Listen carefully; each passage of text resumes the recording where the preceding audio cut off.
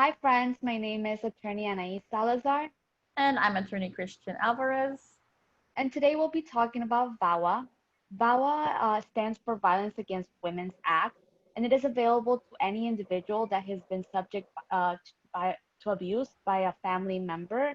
Today, we will be giving you information about these type of cases, what your options are, and ways that you can obtain your permanent residence, which is also known as your green card through this process. So we have many people ask us about VAWA and what type of benefits this can provide for you under the law.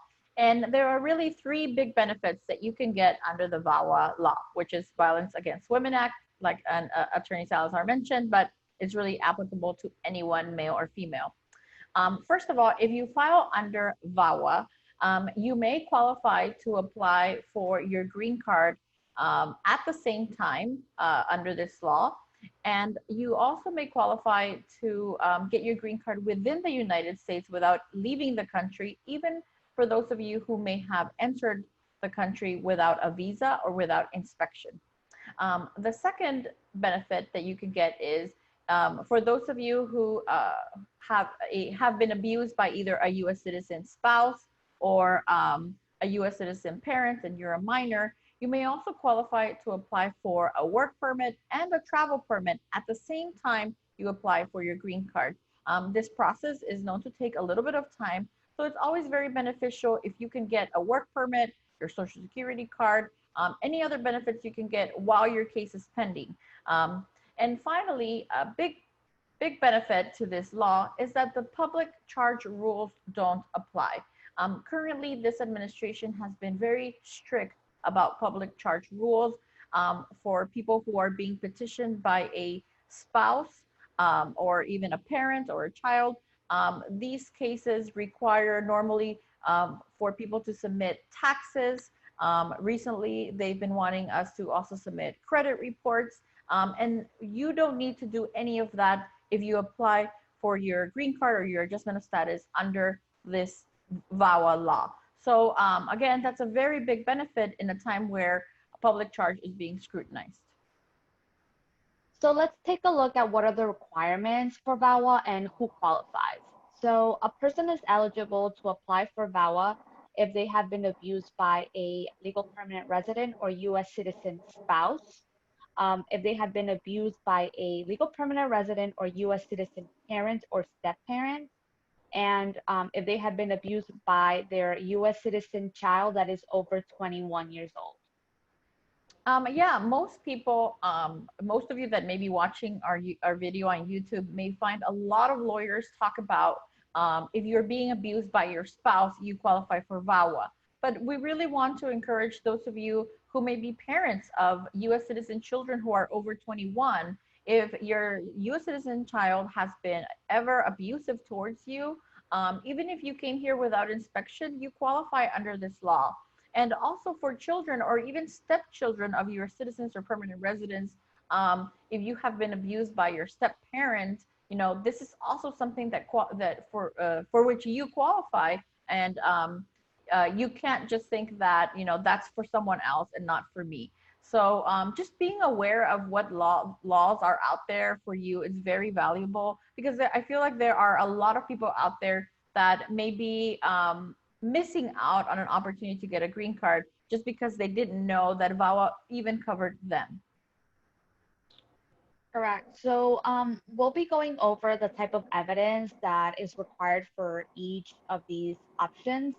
So if you believe that you qualify for VAWA because you have been subject to abuse by a U.S. citizen spouse or legal permanent resident spouse, you will need to submit evidence that you entered your marriage in good faith. So basically, that your marriage was real. And some of the evidence that you can submit to USCIS is marriage certificate, birth certificates of children that were born into the marriage, joint bills, joint bank account statements, taxes that were filed as married filing jointly, any letters in support from people that knew you and your spouse and that attended events where you were together, and can just talk about your relationship and that you were a real marriage. um, Also, evidence of travel. So if you travel together, it's good to have the flight itineraries or just hotel like receipts. Any of that evidence would help. Every case is different. So once you speak to an attorney, the evidence that you submit would be tailored to your case. So if you mention, I have text messages or letters or cards that my husband will give me on that my husband or wife would give me on our anniversary or something, we can also send that with your case. Yeah, so basically, under this category, what immigration really wants to see is that when you married this person who ended up being abusive to you, that you entered this marriage with the intention of having like a legitimate life together. So the evidence that Attorney Salazar has listed here, it's going to change for every relationship. If you ever went back to your home country to visit your in-laws or your own parents, um, uh, show evidence of that. If you had joint life insurance, joint health insurance, if you got any sort of furniture together, or a wireless plan together, all of that is good evidence. And like she mentioned, it's a good idea to also talk to your lawyer, so that your lawyer can best guide you. Not everybody has every single piece of evidence that we listed here. And some people who are severely abused, their taxes, or their spouse doesn't include them in their taxes, their spouse doesn't include them in a joint bank account, because that's part of how they are abusive, right? They don't want to include them in their financials.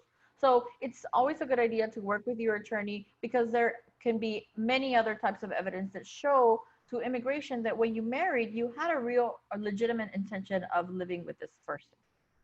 So the other type of evidence that you have to submit in a VAWA case, if you were subject to abuse by your U.S. citizen or legal permanent resident spouse, is evidence of the battery and extreme cruelty that you suffered.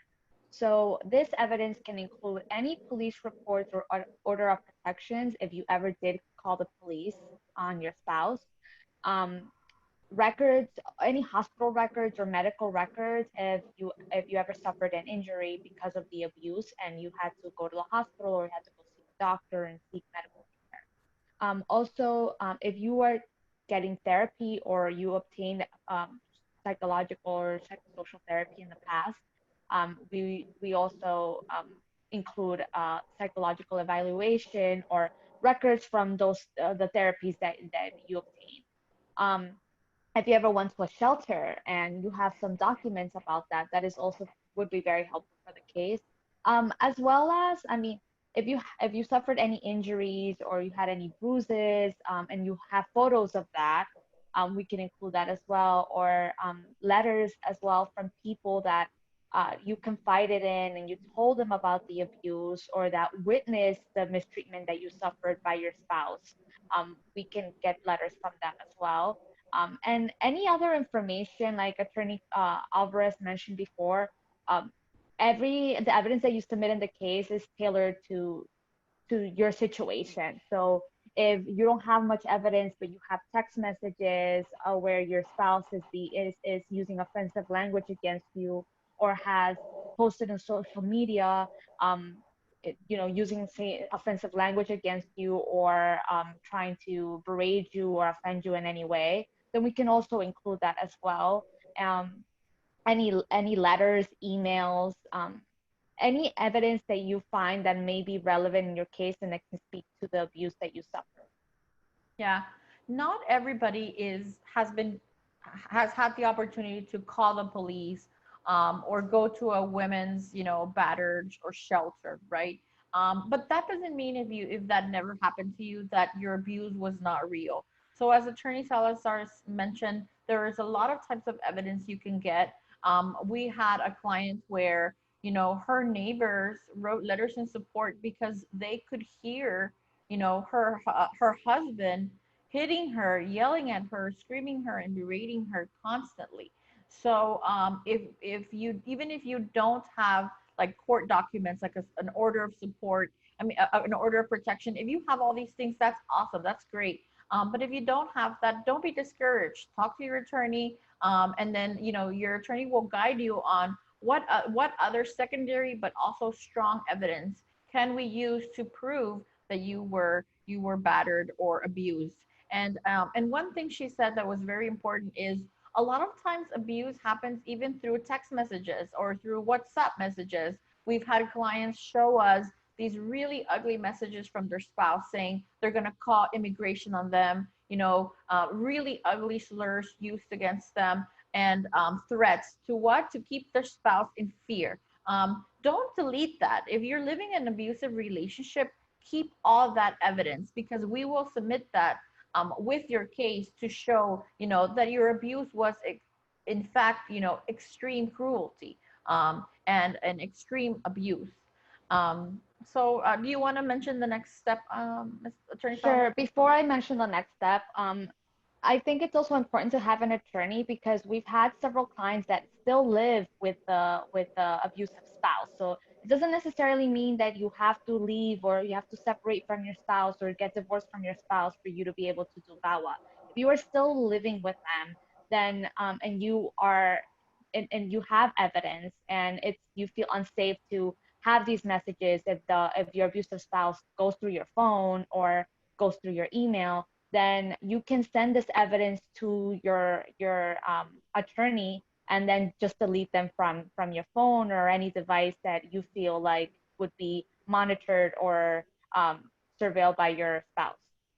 Yeah, So more often than not, we have had cases where the spouse is still living with their abusive spouse, or our client is still living with their abusive spouse because, they went to a homeless shelter and they were mistreated there. We had a case recently approved where our client had 4 children and she went to a shelter and she was mistreated there. And because she didn't want to be homeless with the kids, she went back to this abusive husband, and in the meantime, um, our conversations were, of course, like secretive.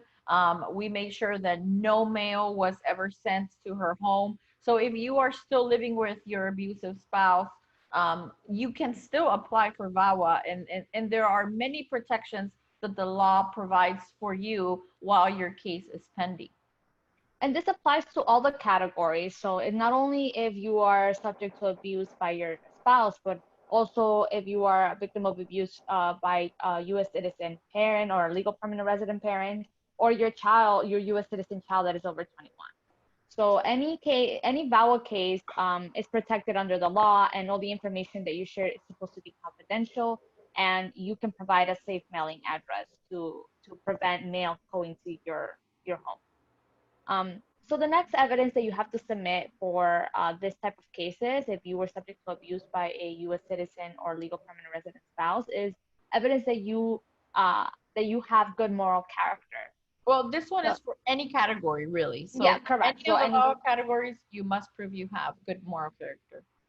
correct. So the way that you can prove good moral character is that you can get a certificate of good conduct from the here we have the NYPD, the New York Police Department, but if you are from a different county or a different state, usually every police department offers this type of like certificate of good conduct.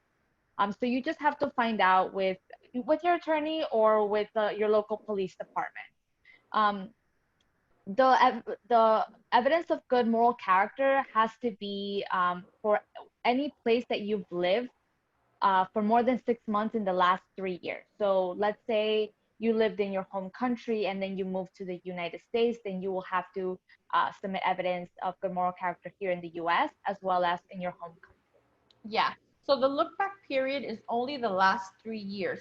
So anywhere where you have lived for 6 months minimum, we need to get a good conduct certificate from that town, and usually we get that from the police station. If you have been here more than 3 years, then we don't need anything from your home country. But if you have been here less than 2 years, then again, talk to your attorney because they will guide you on how to get a good conduct certificate or no police record certificate from your home country.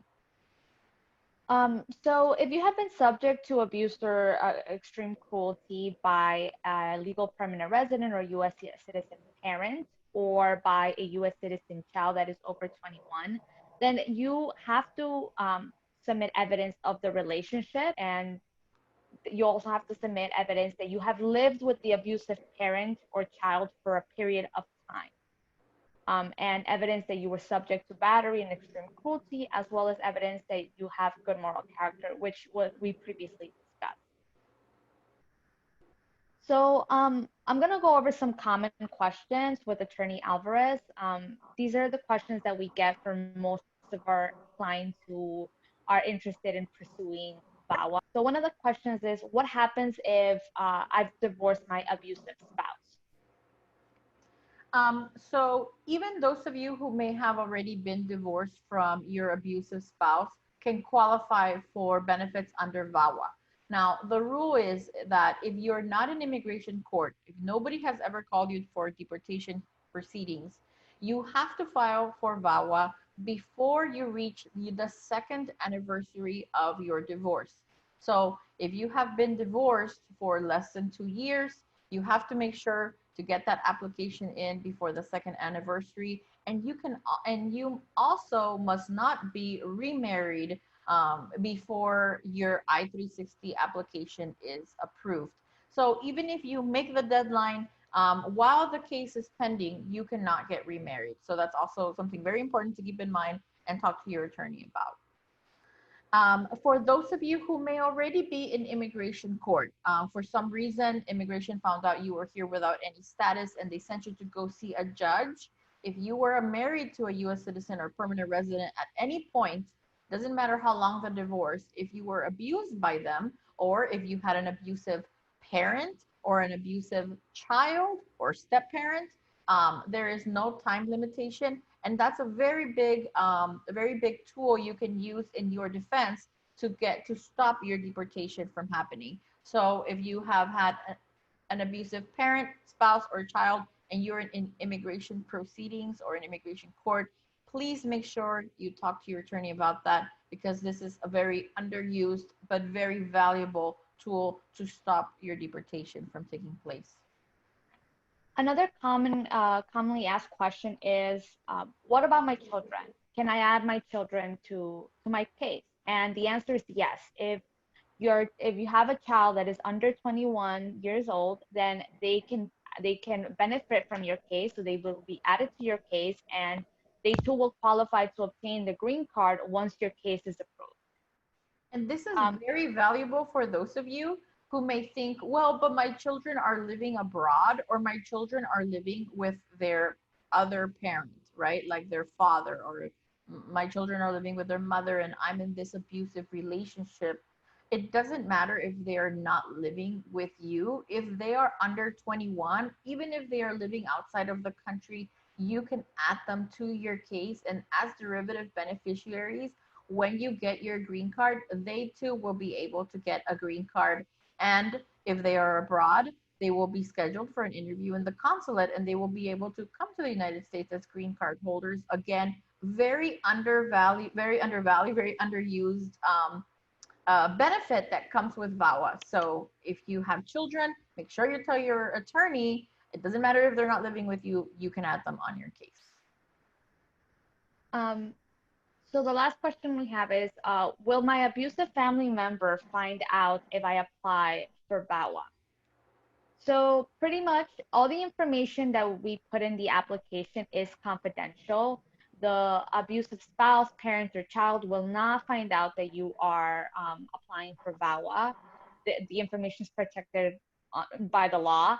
And like we previously mentioned, we can provide a safe mailing address. So if you want to provide a PO box, you can do that to make sure that that no mail from immigration arrives at your current address.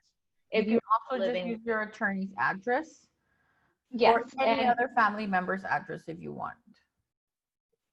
Another thing about these protections, another question we get is, will it affect my husband or wife or child? Because at the end of the day, I don't want them to get in trouble. Like, I think that's the number one question we get. And immigration is totally separate entity from criminal court or family court. If you don't want to hurt your family member because they are your child, even if they're an adult who has beaten you or abused you, that is not relevant with an immigration VAWA case.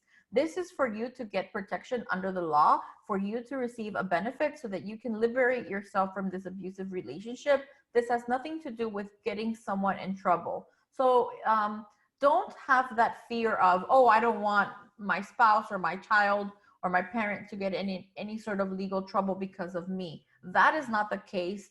Nobody is going to go after them. They will not know. And even if they were to ever call immigration and ask about your case, they would not be given any information. Even immigration officers are not allowed to have access to your file. Your file will go to a very special office with USCIS, and it is very restrictive to get information about your case. So immigration has really provided people, you know, with this law has really provided people with this opportunity to apply, to receive a benefit, to liberate yourself without having that fear of having a family member get in trouble. That's not not based on any law. They're not going to get in any trouble, and they're not going to find out that you applied unless you tell them, right? So please don't have that fear of protecting yourself. Correct. I mean, VAWA is, you have to look at it as a type of protection. It will protect you from deportation. It could help you get your green card in the future. And even if you are in the middle of child support proceedings, or if you reported your spouse or your abusive parent, your child, to the police, and there's a case in criminal court, that is completely separate from your immigration case. So I want to discuss a little bit about how the VAWA process is like. So the VAWA process pretty much depends on the category that you apply. So if you apply because you have been the victim of battery or extreme cruelty by a U.S. citizen spouse, then the process could take up to like 2 years. So first you have to file the I-360, which is the application for the VAWA. And then after the VAWA is approved, then you will be able to file for adjustment of status, which is the application for the green card. After submitting this application for the green card, it usually takes about 4 to 6 months to obtain your work permit as well as a travel permit. And after submitting the application for adjustment of status, which is for the green card, I would say like in a year, you will get your interview notice. So the interview date, which will happen at the USCIS office closer to your address. Yeah. So remember, if the abusive spouse is if the abusive person is a U.S. citizen spouse or a U.S. citizen parent, and you're a minor, and you're technically called, you are what is called an immediate relative. So if you are qualified as an immediate relative, you can apply for VAWA, your green card, your work permit, and your travel permit all at the same time in the same packet. And that's very valuable because, as Attorney Salazar said, in about 4 to 6 months, you'll be able to get a work permit, travel permit, and a social security card, driver license, all these benefits that come while your case is pending. Now, if the abusive person is not a U.S. citizen and is a permanent resident, depending on when the priority date is current, we're going to take a look at something called a visa bulletin. You may be able to apply for everything at the same time, or you may have to wait. Most times, permanent resident categories have a 2-year wait. Sometimes, if the category is current at that time, then you can apply at the same time. But again, you need to talk to your lawyer, because your lawyer will be able to tell you, depending on when you file, I can apply for a work permit and green card and everything for someone who's married to a permanent resident today if the category is current, but next month it may not be current, and I may have another client where I cannot do that. So again, talk to your lawyer. Timing is very important. So Attorney Alvarez, will there be an interview for a VAWA case? So no, there is no interview for the part of VAWA, which is the I-360. Immigration determines whether you were legitimately abused or not, only based on your testimony and the evidence that was sent. Now, after the I-360 is approved, your green card application, there may be an interview. Sometimes, recently because of COVID, we have had cases approved without an interview. If immigration sees that, there's no issues, and they want to just send your green card in the mail, they can do that. We have gotten that recently. But if they want to call you for an interview for your green card, that's totally fine. They can do it. And the officer is not really allowed to ask you any questions about your abuse. During this time, it's important, though, to go with a lawyer. Why? Because a lot of officers are poorly trained. A lot of officers sometimes do want to overstep their duties and Their start authority. exactly their authority and go into something where they're not supposed to. So if you go with your lawyer, right, your lawyer will make sure that the officer is staying in only the green card questions and not really trying to reopen any trauma that you have experienced in the past. And I think it's important to have an attorney also because your attorney will prep you for the type of questions that you should expect at the interview. I've noticed that with a lot of clients that have gone to interviews without an attorney and their case were referred to court or they were scheduled for second interviews. This is for cases that are not for VAWA, but these clients tend to talk too much or say things that are not really relevant to their case and essentially opening a door for the officer to ask more questions. So Yeah. it's important to have an attorney that will prep you and pretty much you will know what to expect at the interview and will know how to respond to most of the questions. Yeah, these days the security questions in the green card applications called the I-485, they're very long and they can sound very scary. So it's a good idea to talk to your attorney and feel confident in admitting, yes, I came in without a visa. Yes, I worked without authorization. These are the two trickiest questions that people get, like they freeze. They're scared to admit that they entered without a visa or that they worked without authorization. If you have your attorney by your side telling you, admit this is not irrelevant to your case, this is important, you will go there without any fear and you will answer yes to the appropriate questions and no to the appropriate questions, knowing that that's not going to affect your case. Sometimes people go by themselves and they're so afraid of these security questions that at the end of the day, they go out, they leave the office not knowing whether or not they were approved. Correct. And the last question that we're going to cover is, can VAWA help me if I've been ordered deported in the past? So the answer is yes, VAWA can help you if you have been ordered deported in the past. Now, if you were actually deported to your home country or to another country, VAWA can still help you. You will not be able to get a green card, but you will still be able to have what is called deferred action, meaning that immigration will not reinforce the already outstanding order of removal against you. You will be able to have a work permit and stay in the country. But if you have been ordered removed or deported and you never left the United States, it's important to discuss that with your lawyer because you may be able to get that old removal order, taken away. You may be able to get your case reopened and get your green card in court. We've been pretty successful with that for people who haven't left. So again, talk to your lawyer. Having been sent to court definitely makes your case a little bit more complex, but VAWA can still help you. Friends, if you have any questions, or even if you just want to have either Attorney Salazar or myself evaluate your case for you, we're going to put a link down in the description below. You can book an appointment with us, even if you are in any other part of the country. You don't need to be in New York or New Jersey. You can book a Zoom or phone appointment, and we are happy to sit with you, talk with you, and answer any questions that maybe our video wasn't too clear about. And feel free to follow us on Instagram at Alvarez Immigration and Facebook. Or give us a call at 646-453-7722.